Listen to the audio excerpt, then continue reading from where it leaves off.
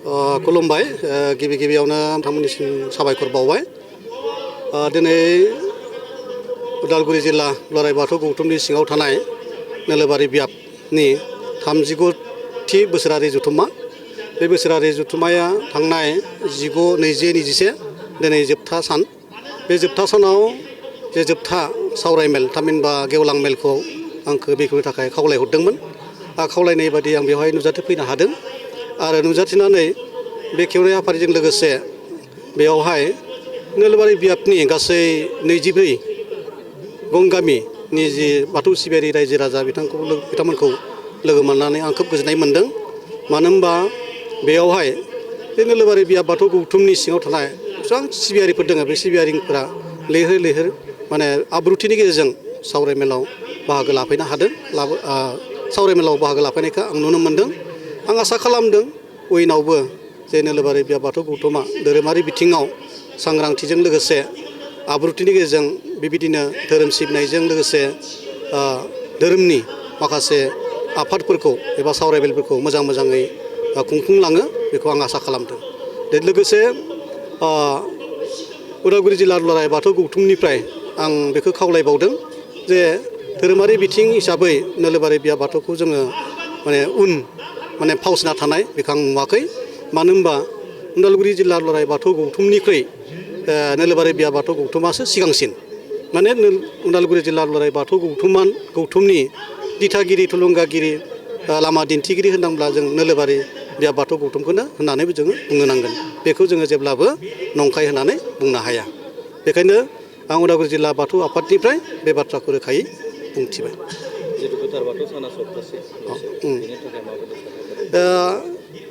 नंगौ जोंहा बर' माहारिनि जे बाथौ धोरोम बे बाथौ धोरोमनि मोनबा फोरबो फालिनायजों लोगोसे जोंहा मोनसे गोथार बाथौ सान जे फैबाय थानाय जानुवारि दाननि 29 अक्ट'खालि बे जागोन दा बेवहाय उदालगुरि जिल्ला दुलाराय बाथौ गौथुमनिफ्राय गौथुम हिसाबै बे गोथार सानखौ जोङो गाजा गोमजायै फालिनाय जाया नाथाय जिल्लानिफ्राय गुबुन जिल्लानि सिङाव थानाय जे बियाब बाथौ आफादखौ आं जिल्लानिफ्राय खावलायनाय जायो जों गोथार बाथौ सानखौ गाजा गोमजायै खुंनो थाखाय दा थिग बिदिनो देग्लाय बोसोरावबो उदालगुरि जिल्ला दुलाराय बाथौ गौथुमा एसे आगोलावसो मोनसे बिथोनलाइ फोसावखांबाय आरो बे बिथोनलाइ बादियैनो गुबुन बियाबनि बाथौ सिबियारिफ्रा बाथौ धोरोमनि खान्थिनि गेजेरजों बे गोथार बाथौ सानखौ फालिगोन बेखौ जोंहा उदालगुरि जिल्लानिफ्राय गोथौ आरो गुवारै फोथायनाय दं गिबियावनो नोंथांमोननि चेनेलखौ आंनि गोसो गोरबोनिफ्राय साबायखर बावग्रोनाय थाबाय दा जोङो नैबे 36थि जे एनुवेल कनफारेन्स दुलाराय बाथौ गौथुम नोलोबारि आन्सलिकनि बे खुंनाय हाबाफारिया देग्लाय जोंनि बे 2 नं बटाबारि गामियावहाय जोङो सिरियालि हिसाबै खुंनो मोनदों आरो बे खुंनो मोननायखौ जोङो जोबोद गोजोननाय मोनदों दा बे खुंनायावहाय जोङो सानथामनि हाबाफारि लादोंमोन बे सानथामनि हाबाफारिया दिनै जोबथा दिनै गेवलां मेल दा बे गेवलां मेलावहाय जोंनि बियाबनि सिङाव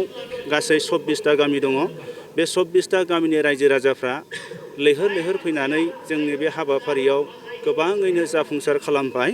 आरो जोंनि बे खामानि दामानि मावनायखौ जोंनि गामिनि जायफोर बिबानाव दंमोन दा बिबानाव थानाय सुबुंफ्रा एबा मानसिफ्रा जोंनि बे बानजाय आफादखौ गोबाङैनो जोंखौ हेफाजाब खालामबाय आरो जोंनि बे बानजाय आफाद दाफुंनाय जि साक्सेस जानाय बे साक्सेस जानायावहाय जोंहा किसुमान मानसि दङ बे मानसिफ्रा जोंखौ बे दा मेल खुंफुंनायावहाय गोबाङैनो जोंखौ माने सापर्ट खालामदों दा किसुमान मानसिखौ जों नाम मख'नोबो गोनां जागोन आं बे खेथ्रआवहाय दा कमल सिं नार्जारि होननाय सासे सुबुङा जोंनि बे पेन्डेल बानायनायाव बेसेबां प्लास्टिक नांगौ पेन्डेल बानायनायावहाय बे प्लास्टिकखौ बिथाङा थोजासे माने जोंखौ हेफाजाब होनायसै आरो जोङो गामि आफादनिफ्राय जोङो माखासे फैसा जोङो खांनो गोनां जादों दा जों न'खरफायाव जोङो 4,000 करि खांदों बे 4,000 खांनाया जोंनि बे मिथिं खुंफुंनायाव गोबाङैनो माने हेफाजाब होदों दा बेखायनो आङो खावलायो आरो जोंनि बेबायदिनो जोङो खुंफुंबाय थानो हाथों इयुनाव माने मिथिंफोर जायोब्ला जों बेबायदिनो बयबो जों खौसेयै खुंनो हायोब्ला जोंनि बाथौ धोरोमा जोंनि समाजाव ओनसोलाव बा जोंनि बे हादोरावहाय गोसारगोन आरो जोंनि बे समाजावहाय बाथौ धोरोमखौ बयबो सिनायगोन। ओंखायनो आं आसा खालामो जाहाथे बे बाथौ धोरोमा जोंनि समाजावहाय जोंनि बेले बेजे साननाय आरो निसा जुक्त लानाय बेफोरो माने निसाफ्राबो जाहाथे थाबैनो बे धोरोमनि गियानखौ मोननानै जाहाथे मानसिफोरनि गेजेरावहाय बे सोबनाय बोनाय हुदाफ्रा खारलाङो। दा दिनैनि दिनावहाय बाथौ धोरोम फोसावगुरु फैदों, बिथांमोना जोंनि लाइमोन सेंग्रा सिख्लाफोरखौ मोजाङैनो बुजायदों। जेनेबा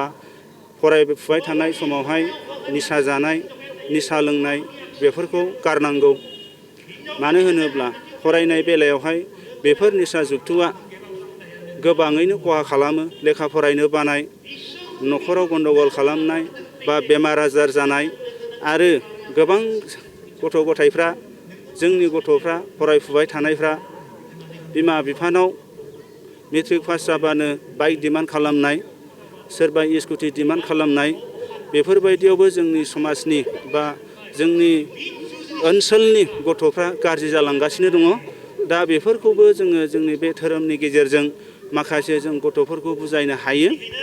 दा बेबायदिनो जों धोरोमनि गेजेरजोंसो किसुमान जोंनि समाजाव सोलिबाय थानाय जि माने गाज्रि बारहावा बेफोरखौ जोङो फोसाबनो हागोन होननानै आं आसा खालामो। एसेनोसै, गोजोन्थों।